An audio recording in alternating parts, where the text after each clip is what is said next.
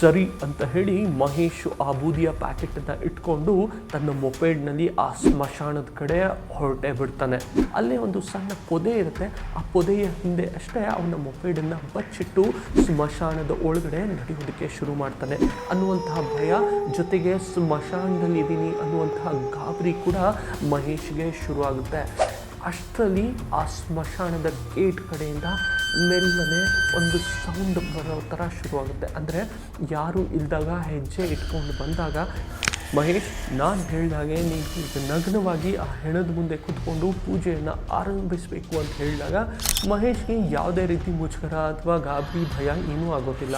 ಹಾಗಾಗಿ ಮಹೇಶ್ ತನ್ನ ಮೈ ಮೇಲಿದ್ದಂತಹ ಬಟ್ಟೆಯನ್ನು ಕಿಳಿಸಿ ನಗ್ನವಾಗಿ ಆ ಬೂದಿಯನ್ನು ಮೈ ತುಂಬ ಬಳ್ಕೊಂಡು ಪೂಜೆಗೆ ಕೂತ್ಕೊಂಡು ಪೂಜೆ ಆರಂಭ ಮಾಡ್ತಾನೆ. ಆಗ ಅಲ್ಲಿರ್ತಕ್ಕಂಥ ಹೆಣ ಏನಿತ್ತು ಮಲಗಿಸಿರ್ತಾನಲ್ಲ, ಆ ಹೆಣ ಇದ್ದಕ್ಕಿದ್ದನ್ನೇ ತನ್ನ ಕಣ್ಣನ್ನು ಜೋರಾಗಿ ಬಿಡುತ್ತೆ.